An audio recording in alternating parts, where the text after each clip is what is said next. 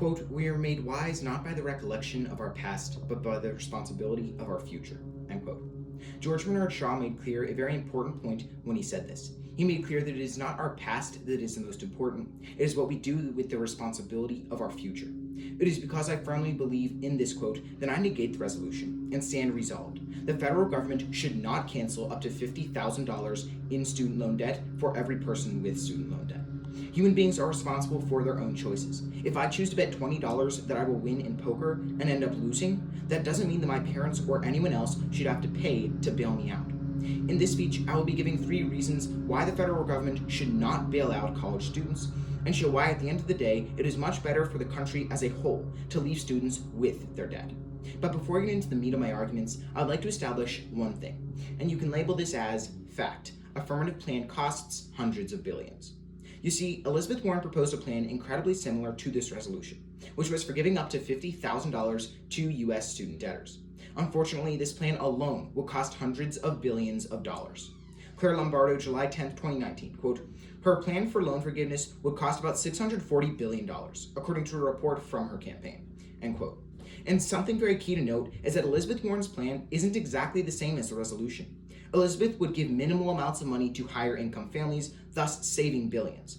However, the resolution will give money to every single student debtor in the United States. That means that we can expect a fee that is much higher than $640 billion. Now that this point has been made clear, that if you affirm the resolution, United States taxpayers will be cost hundreds of billions, even trillions. Let's move on to the justifications, or reasons to negate the resolution. Justification 1. Majority of Americans have no debt.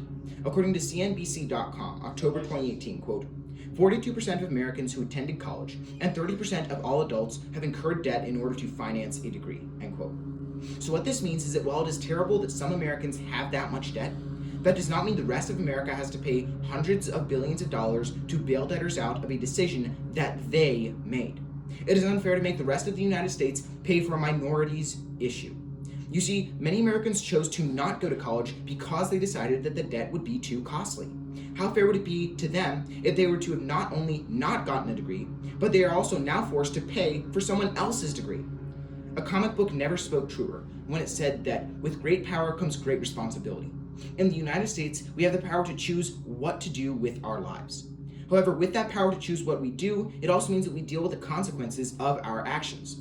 The majority of Americans chose not to go into debt, and therefore they don't have to deal with the fallout of it.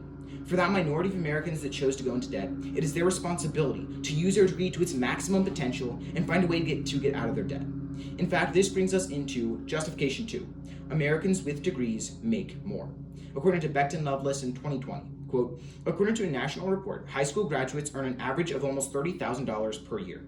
Bachelor graduates earn an average of just over $50,000 a year, and those with a higher level degree average nearly $70,000 per year. This translates to a significant earnings gap over the course of one's life, end quote. So what this means is that while it is true the Americans with college degrees have to deal with the downsides of student debt, they also get the huge benefits of having a college degree. On top of this, what this card means is that you're asking the majority of America to pay hundreds of billions of dollars to get these students out of debt, even though the majority of America makes less than those with college degrees. All this sounds like is taking from the poor to give to the rich. And let's look at it from a different angle. I'm sure you've heard the saying, you have to take the good with the bad. Well, this is absolutely true.